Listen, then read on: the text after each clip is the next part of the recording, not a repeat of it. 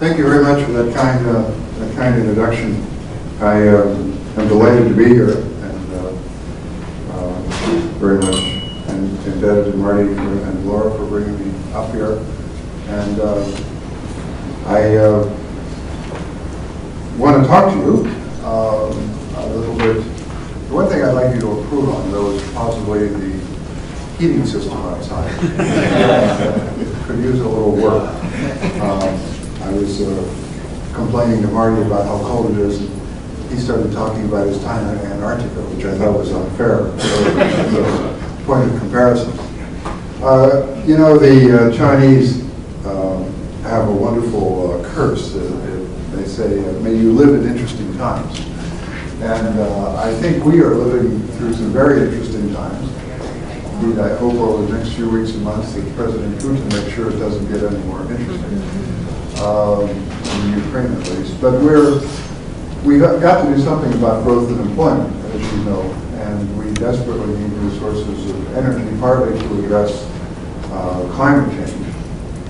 We have health problems which are global in nature. You know, it's a simple but very real joke that disease does not carry a passport. And so a problem in southern China, in a matter of days, becomes a problem, weeks here in the United States. We have to improve security in the broadest sense, and try to make sure that efforts to improve our security don't compromise the very values that we're trying to protect. But in all those cases, innovation is key to addressing those challenges.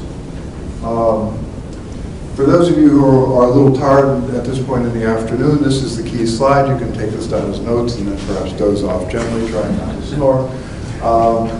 If we're going to maintain our competitive position in the global economy, then we need to innovate. If we're going to innovate, we need to collaborate, and we need to work with small businesses and universities. The universities play an absolutely key role in our innovation ecosystem, as we call it.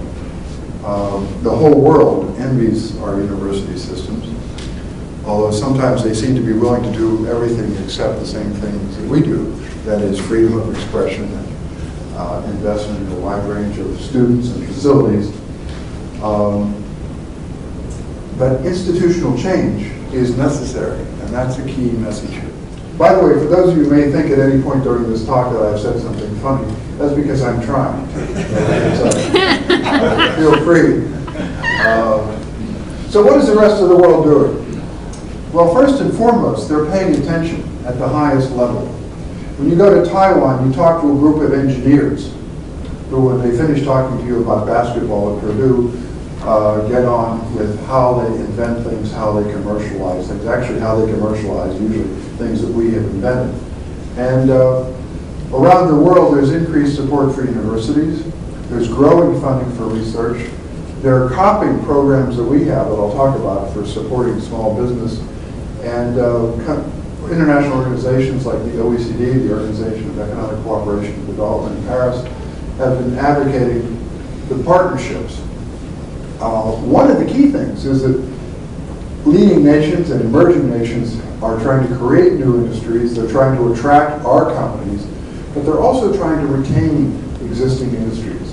One of the mistakes we make sometimes in this country is we don't always want to talk about the new stuff. The question is, what are we doing right here, right now that can be improved? And we should look to our German friends to learn.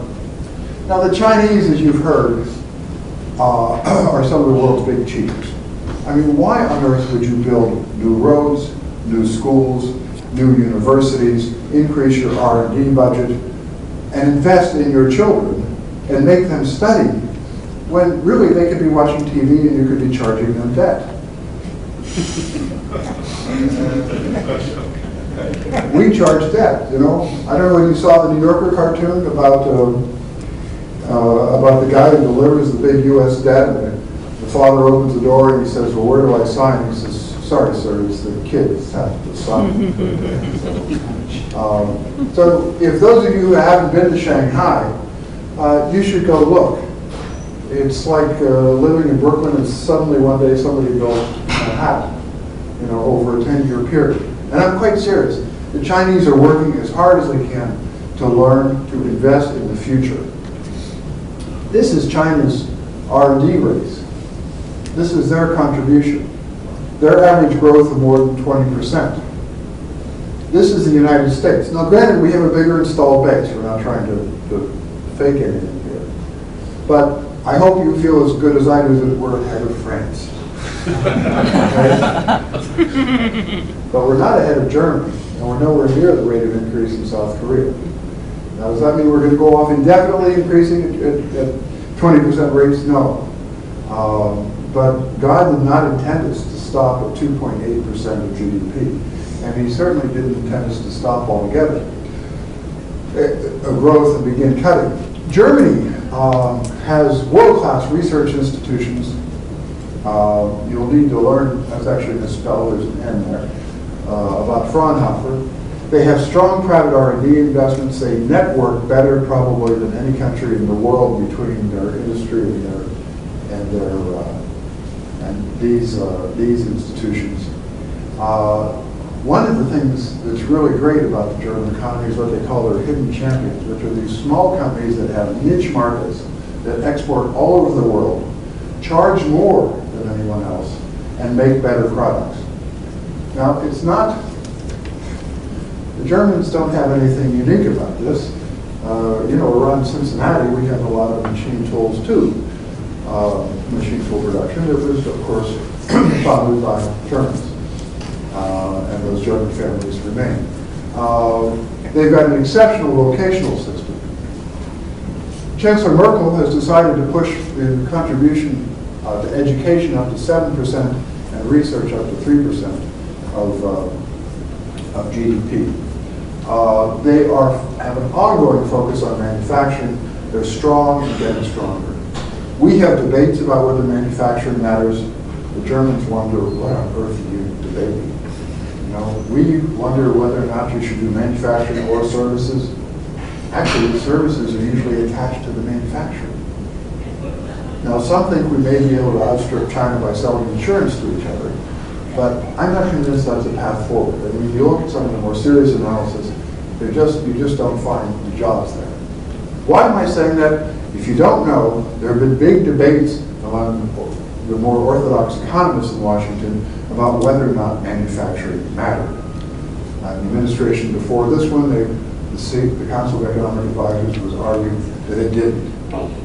And I think they did enormous damage. Of course, now there's a new generation of economists making their reputation by discovering that manufacturing does matter. So that's fine. But the point is, we need to leverage our advantages, work on new industries by supporting innovation in the universities with research parks, with the industrial economies.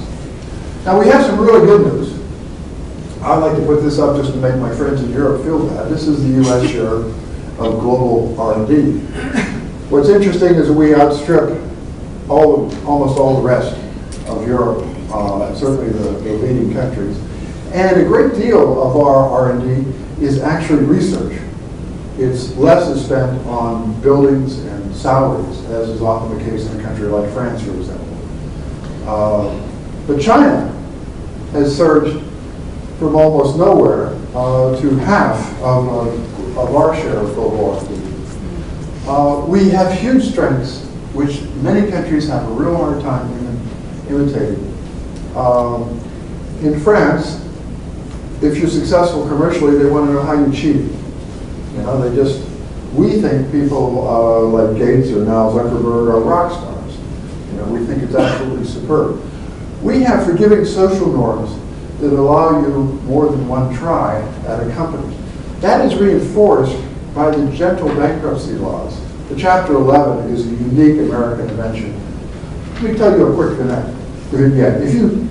When the entrepreneur comes home in Silicon Valley, and she tells her husband that the company went down. He says, I know you tried really hard. Let's go out to dinner and we'll talk about what you're going to do next.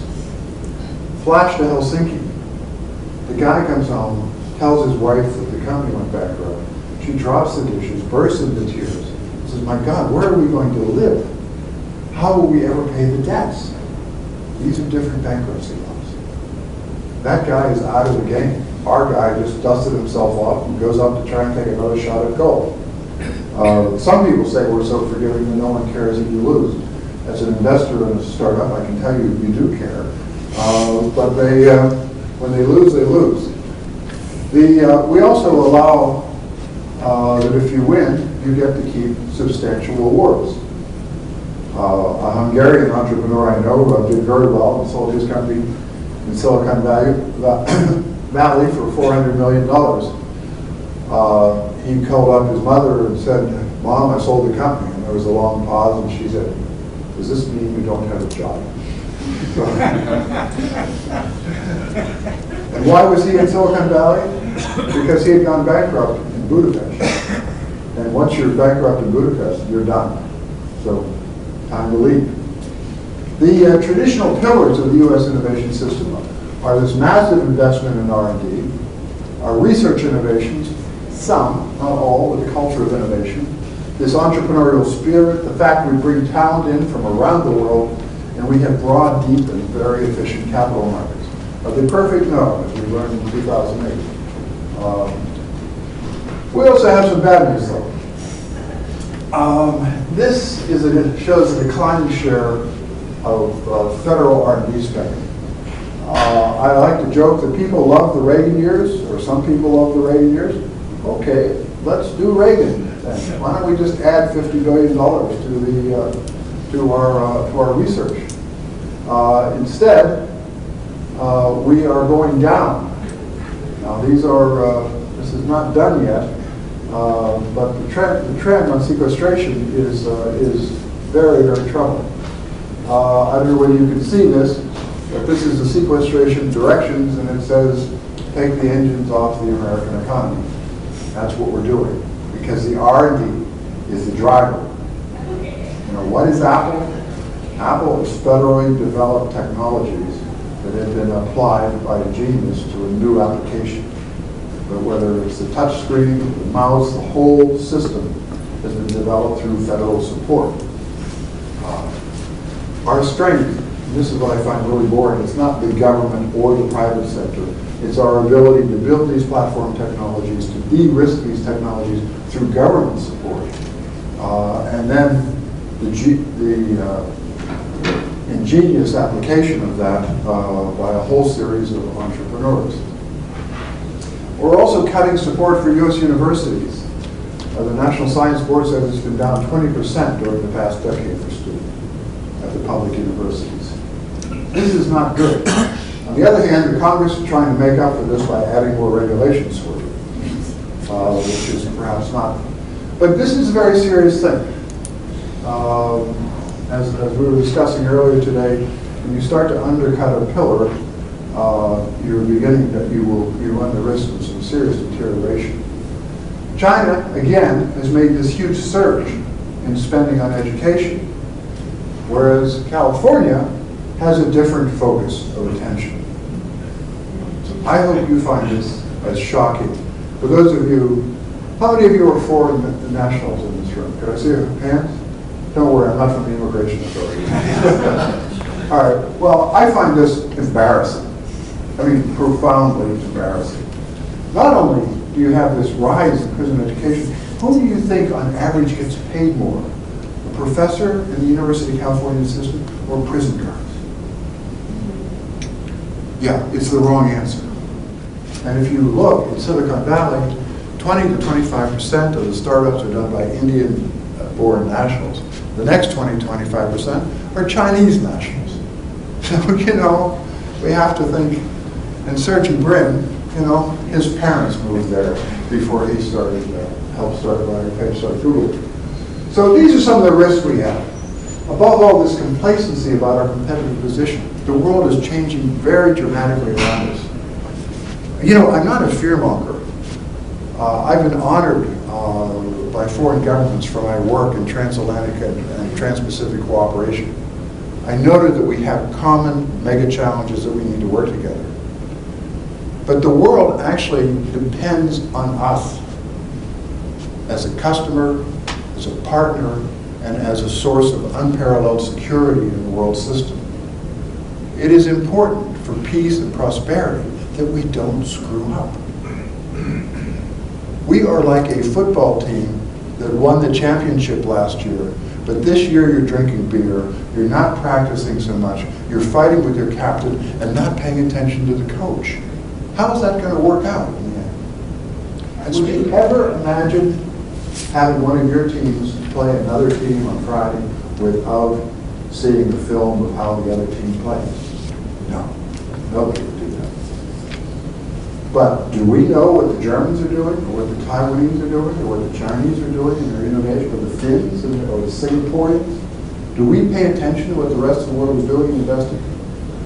No, we don't. That's why I'm talking to you about this, because we don't pay attention. So, what do we need to do? Well, we need to invest in small business innovation, invest in our universities, invest in high-value manufacturing.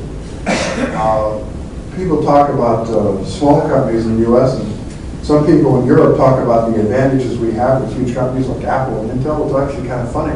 How do you think they started? They started as small companies and grew. And when you talk to Gordon Moore of Intel, as I've had the privilege of doing, he will remind you that it was not always self-evident that Intel was going to see the end of the quarter, let alone become the behemoth that it has. So you can get really major change from relatively small national investments. One of the problems, though, in getting those small companies across, forgive me, this is a very simple cartoon, but as you heard, I speak frequently to the U.S. Congress. One of the points is you have the federally funded research. You have these new ideas, but new ideas have trouble attracting support. Let's keep in mind that Google had a lot of trouble getting venture capital. They went up and down Sand Hill Road. To their eternal regret, many of them did not invest in Google. And the problem is that if you don't have capital to transform these ideas into actual innovations in the companies, they die here. And they don't die here because they're bad ideas. They die here because they can't get the capital, they don't have the right management team, they can't push it forward. And you have a limited space to get over here. Now, of course, we try and pretend in this cartoon that it's peace and happiness. Actually, at this point, then they go into a Darwinian sea of vigorous competition. But we also have some mythologies here.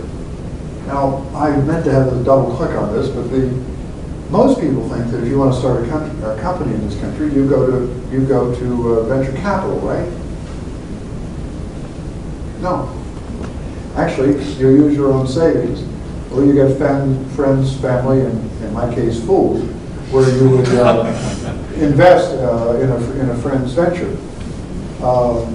You're as much as likely to get venture capital as you are to get a bank loan. Now, let's be clear. Is venture capital an American asset? Absolutely. It's a huge way of scaling. It is immensely valuable. The world envies us that we have that. But it's not the only game. If you want to start a company, and I respectfully suggest that under $1 billion and 208 deals is not what drives the entire American economy.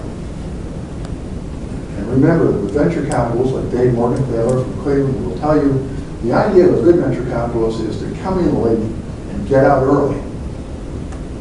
Why? Because you want to come into de-risk technologies when the business case is clear and then get out. And you also want businesses that have huge potential. That's where you make the money. They're not interested in just an interesting business. But a just interesting business, what the VC guys call the living dead, $10 or $20 million business and no prospect of an acquisition, that's what grows the region. You know, there's nothing wrong with that from a regional point of view. Now, there is a public option, and I'm here to talk with you a little bit about that because it's important that we do. It's called the Small Business Innovation Research Program. How many of you know about this program? Well, that's pretty good. Well, if you know all about it, I don't need to talk. I assume you've read the 10 volumes we did on it. And one of the things kind of funny about the Small Business Innovation Research Program is that the more you study it, the less you know in a sense. But I think many of the researchers in the room would understand that as well. It puts out about 6,000 awards, about $2.5 billion a year. It has a 2.5% allocation tax to some on external R&D budgets of agencies that have more than $100 million a year in external R&D. There are 11 of them. But the top 5, DoD, NIH, NASA, DOE, and NSF, make up about 96% of the program. It's moved from 2 to really 3 phases right now. And it provides funding for early stage innovation. There's a wonderful man named Roland Tibbets who basically invented this at the National Science Foundation in the late 70s, and he kept the program secret because he wasn't really allowed to do that, because everybody knew that the big companies were the ones who would do all the real development, as Galbraith had described.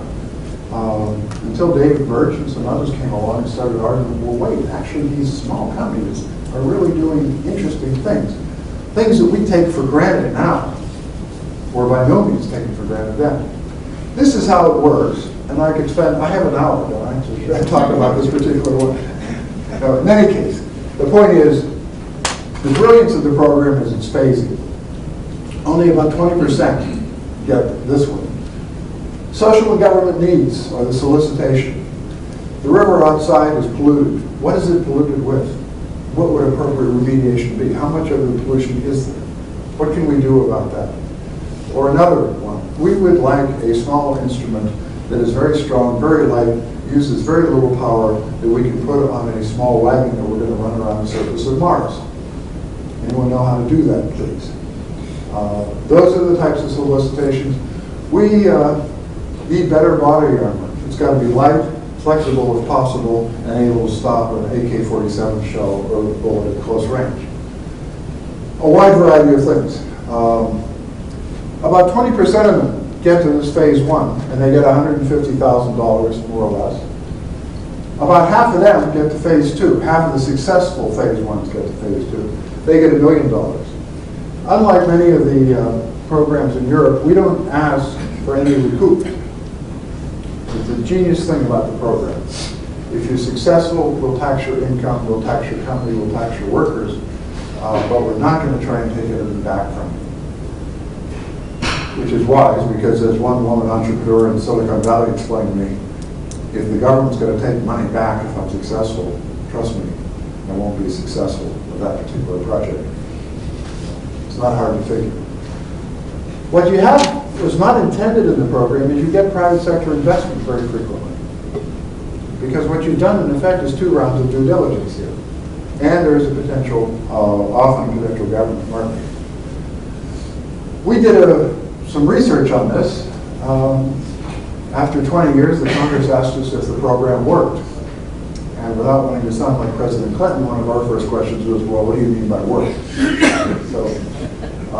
And there are a wide range of things that work.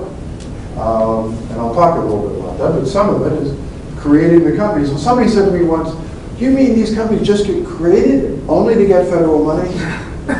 No, Virginia, that's not what we mean. What you do is you are pulling ideas out of the university and into the marketplace that meet social, governmental needs.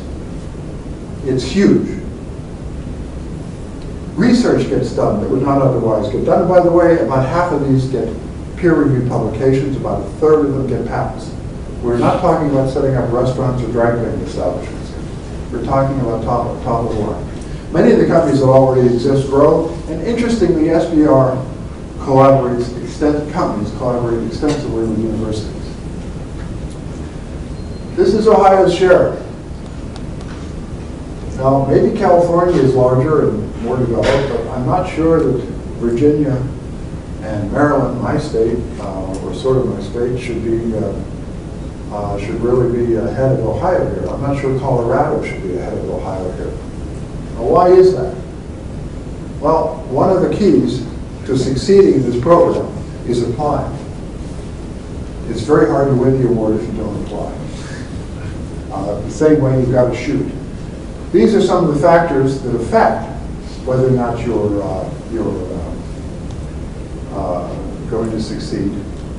But these two, the presence of research universities and support for SBR applications, are very important. The program is susceptible to learning, as are the SATs, if I'm not mistaken. Providing phase 0 funding to support applicants.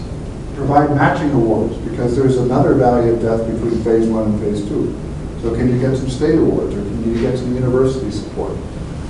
Can you give credit for professors who win SBR awards? We need to target an outreach to women and minorities. We have a report coming out on that. One of the problems is we have more and more women, particularly in the biomedical engineering space, and we're not getting the applicants, and we don't know why. But again, if they're going to get these awards, if they're going to start these companies, we need to be able to get them to apply. But the number of things that you're doing here is a token to the quality of the institution and the leadership that you have, and I really mean that sincerely. It's very impressive, and you should be congratulated on that. Our problem, as I suggested earlier, is that with the globalization of innovation capabilities, there's been a paradigm shift. In the past, if we invented it here, it would be manufactured here. Then, if we invented it here, much of it would be manufactured here. But because of the growth in capabilities elsewhere, now, if you don't pay attention, none of it is manufactured here. Well, so why does that matter? The economists will explain to you that if you get cheaper goods from abroad, it's good for you, it's welfare enhancing. That is, if you have a job and can buy the goods. But if you want to be able to keep in mind, as one Pentagon one guy from the Pentagon said to me, you know, if you can't make things, you can't defend yourselves. Our Chinese friends are growing their economy because they want to have a wealthier, prosperous future. But as their president says, we do this for national strength. Not maximizing consumer welfare, but for national strength. Which is fine. You just have to understand that. So we no longer have assured preeminence in high volume commercial products, in new companies with supportive supply chains, and therefore with high value, well-paying jobs. These are some of the things that we invented that we don't produce in most cases, in some cases in quantity. We have Korean companies that are producing lithium-ion batteries in Michigan. We've had a number of companies with very promising technologies, like A123, that went bankrupt. They got federal money to help, but the market didn't develop fast enough for the batteries. Guess who bought A123? Anybody want to take a guess? A Chinese company. Where else would the technology go? Solar panels, there's a huge overproduction. One of the troubles we have in the trade world are called state-owned enterprises. State-owned enterprises get basically no cost capital. They have a captive home market, and their goal is to get market share, not to make a quarterly report. They often go bankrupt in the end, but that's like saying the elephant died after he ran through my china shop. You know, the shop can be permanently drawn. This is from Sue Helper from Case Western University, who is now the chief economist of the Department of Commerce. I was taught that we didn't need to care about all these other manufacturing products. I started my career at the Treasury. These are traditional products. You know what a traditional manufacturing product is? It's something that is made by people whom you don't know. That's what traditional products are. High-tech products are where we're going to hold the lead, right? Except we're not. So if we're not ahead in high-tech, or we're not ahead in traditional, and we're not creating jobs, how does this story end well? Well, the point is it won't end well. Now, there are some countries that think manufacturing doesn't matter. There they are. But guess what? Prime Minister Cameron has changed his mind. It occurred to him after a while that you couldn't just live off the city of London. So how do some of our leading competitors support manufacturing? Let me talk a little bit about that. Canada. Any of you heard of Canada? It's just to the north.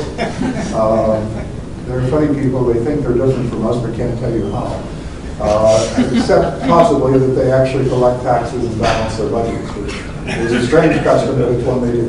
We're a lot better at hockey.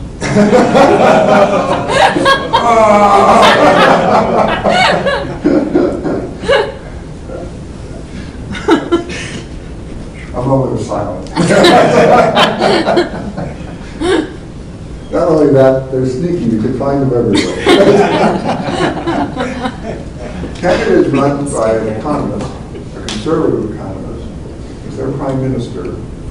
And he just raised the Industrial Research Advisory Program from 120 to 220 million in 2012. Now, the U.S. has a similar program called the Manufacturing Extension Program. And we put in 123 million of federal funds. Canada's 10 times smaller population and 10 times smaller economy. Why don't we just do the math here for a second and tell me what you think an American, comparable American program should be. It's very effective, by the way. They gave $60,000 to a company called RIM about 20 years ago. And while BlackBerry may be suffering from some things right now, many countries would take that first 20 years of BlackBerry. The Germans have an outstanding institution called the Fraunhofer Institutes. There are over, as you heard the president say when he announced yours award, there are over 60 research institutes all over. The history is interesting, if any of you get to read. The Bavarians were basically trying to steal industry from the north. Ever heard that sort of story? And but instead of just cutting wages, what they did was try and create an innovation network and a manufacturing support network. It has grown in popularity and in funding. It now has over 22,000 employees, and it is funded at $2.5 billion a year. Remember, we put in about 120 million. But as you know, we can outcompete anyone in the world, right? On a level playing field.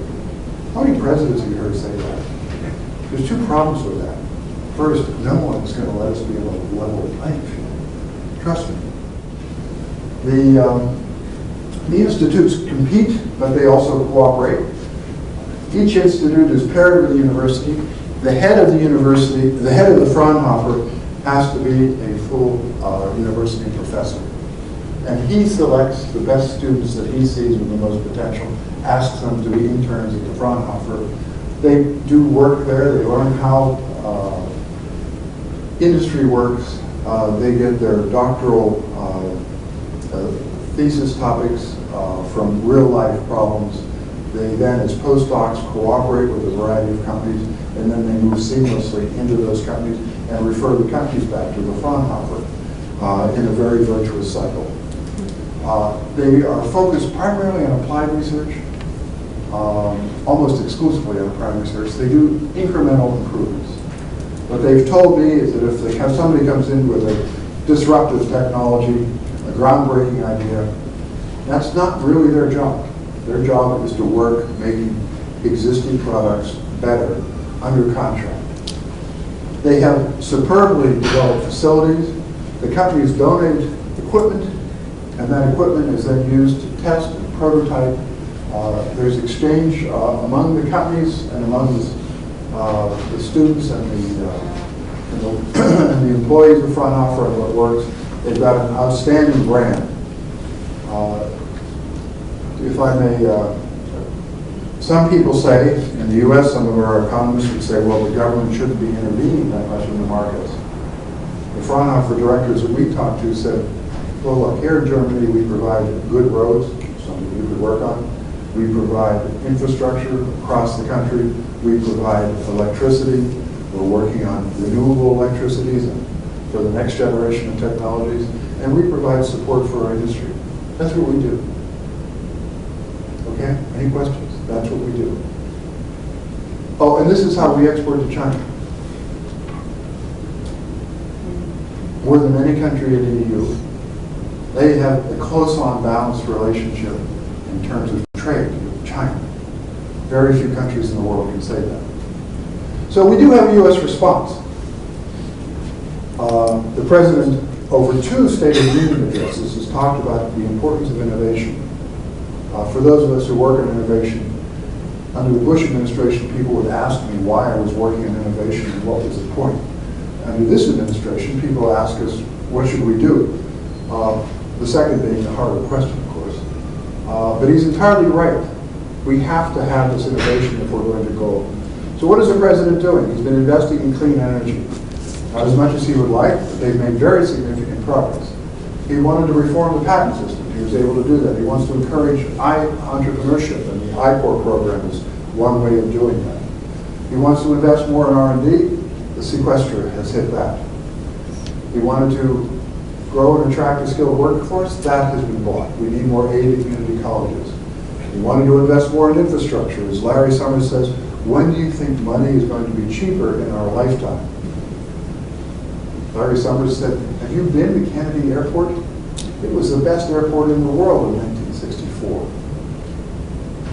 But if any of you have been to Barcelona, or Greece, or Turkey, or Charles de Gaulle, I mean, granted it falls down to that, but not, it's a good airport, or Frankfurt, I mean, or Singapore, I mean, as an American, or Hong Kong, yes, it's embarrassing. Try to get off a flight and follow the silly little corridor along Dulles Airport when you get back. He wants to renew the manufacturing base, and that's underway. So they have a new manufacturing strategy. Gene Sperling gave a brilliant speech over at Brookings last year, where they want to focus on innovation, on training, and lowering tax rates if they can make a deal, expanding trade agreements. I have some doubts about that, but that may work. And he wants to capitalize on the cheap energy we have. But let me pause for a minute in this talk and talk a little bit about cheap energy. Do you know how we got cheap energy? American entrepreneurship, right? They worked really hard and they figured it out, right? Well, for those of you who believe that, you're probably the same ones who believe you were born and you became a postdoc, right? So it's a major asset for us. This is probably wrong. It may be higher or lower. That's what I like about economists. They say it's either 3% increase or maybe as much decrease or maybe not. You know, it's one of those, 3 probably. But it's saving consumers money. The potential, not yet happening, to reshore more manufacturing. It is attracting energy-intensive manufacturing to American shores. It's making companies like Alcoa much more competitive. It is lowering carbon emissions. It's a mixed bag. On the one hand, it's making it much harder for wind and solar to compete. And on the other hand, it is making it much harder for coal to compete. You do know what's happening to the coal, right? It's being sent to Germany and being sent to China because it's lower cost and it's higher quality. Germany is trying to get out of, wants to save the environment. This is a true story, it's painful. And so they're moving away from nuclear. And as a result, they've gone way up in lignite coal, which we're now trying to displace with American coal. So their carbon emissions are rising because they want to save the environment. And our carbon emissions are falling because we don't pay attention. So it's really, you know, we're not quite to Kyoto, but we're much closer than anyone anticipated. There's also a strategic point here, which the last few weeks have underscored. This is increasing American influence in the world. If we begin to export shale gas, we will once again, as we were in the early 1970s, the swing provider, which had huge impact on what we could ask of Europe and what the Europeans could expect from us. So how did we get there? We got there through a government-industry partnership, a de facto government-industry partnership. And why am I emphasizing this? Because I find it professionally very frustrating to see that we have become almost Soviet in the way we air spray out the government. You know, the government can't do anything right. The government can't pick winners. Well, really, I kind of like shale gas. I kind of like GPS, by the way. Do any of you like the internet? I like mobile telecommunications. You know, I like airplanes with turbines that turn and never stop. I like light airframes. You know, I like nuclear power. Contrary to what some of you may believe, nuclear power was not invented by Nuke and Lear in Silicon Valley. The first civilian one was done in Shippensburg, Pennsylvania, by Admiral Rickover and his staff. That was the civilian reactor. Salute. So 3 decades of support in research, demonstration, and production. They figured out how to do the hydraulic fracturing. They did the 3D mapping. Why was that important? That was Sandia National Laboratory. Because if you're going to drill for shale oil, it's very helpful to know where it is. And this type of mapping, and by the way, there's an Economist article talking about this, never mentioned the government, but did mention the importance that they use satellites and GPS technologies. Well, I wonder where those came from. I guess the first thing you do is launch satellites if you want to become an oil producer. In any case, and the last thing they did, it was too expensive. So we subsidized it. Does this sound familiar? This is exactly what the president wants to do with solar and wind. This is how you get. Now somebody says, well, you really shouldn't subsidize energy production. You should let the market do it. Well, then fine. Why don't we take back the $5 billion a year we give to the oil companies? $5 billion. You know? And what's really wrong about this is not, they're winners and losers when they're reallocating, and the incumbents naturally resist. The danger is that we've lost the playbook. We have forgotten how we get here. We can do a whole talk, you know. Ever hear of Radio Corporation of America? Yeah, founded by the Navy. Yes, the Navy. Joseph Ives Daniels. Why? He didn't trust the British in 1919. They forced Marconi, Westinghouse, and GE to pool their patents. The Navy put in an equity stake and was on the board for 10 years before someone discovered that we shouldn't have a Navy on the board. But that's how we got it. Alcoa. Anyone know how that came into existence? It's not called the Aluminum Corporation of America for nothing. It was built by the government. Once we won World War II, we sold it off for $1. What more would you ask? I mean, it's how we get here. So, you know about this, and you know some of the limitations of Youngstown. But one of the things we have to keep in mind as we go forward with these manufacturing centers is we learn by doing. We learn from abroad. We learn from what works. If a military program, a weapons program, doesn't work, do we say, oh, the government can't do this, we're just going to give up on weapons? No, hardly. So if we have a problem with one of the centers, then we learn how to do it better. We don't abandon the effort. You have to have that constancy and that commitment. So you know more about this than anyone, but this was news to us. And let me conclude here, first by quoting John Kenneth Galbraith, who always said that, you know, about halfway through your talk, you should say in conclusion, just to give your audience hope. So, to survive in today's economy, we've got to grow and draw in a skilled workforce. We desperately have to increase support for our universities. And what I'm arguing to you is fight back. Press your congressman. I don't care how you're wired politically in the least, but show me your hands if you think universities don't matter to the American economy. What Republican, what Democrat can't get that? And the idea about sharing the pain, oh right, sharing the pain. So we're propagating my generation, and we're going to cut the future generation's supply of ideas and training. Somehow that doesn't sound like what our fathers and grandfathers did. So we need to press back on that in editorials, in meetings, and you really need, and there are people like Marty here who know the Hill, grab them by both lapels, you know, headbutt them to get their attention. You know, you need to have them understand. You need to leverage programs. But if you're going to leverage these programs, you need to have them. And I'm very encouraged from what I heard from you gentlemen today about one of my main criticisms of some of the national manufacturing institutes is that they're a little bit too dispersed. But if you're going to build something right here, I can only congratulate you on doing that. That's what you need to do. What I'm encouraged by is CMU is thinking about doing that. Case Western seems to have some general ideas. You seem to be ready to go. And just as there is a race among countries, trust me, there's a race among institutions. So this is what we need to do. And quite literally, what happens depends on your leadership, on your activism, on the quality of the training that you students get while you're here. There's a special word for you. I teach at Georgetown University, where all my students are above average. And they all expect A's. And they're all disappointed when I tell them if you all get A's, then it doesn't mean a lot, does it? It just means you showed up. But trust me, there is grading in life, and you will find it in the first company you hit. So I would urge you to find a East Asian friend and work as hard as they do, and you'll do well. They're a great inspiration to us all. Thanks very much.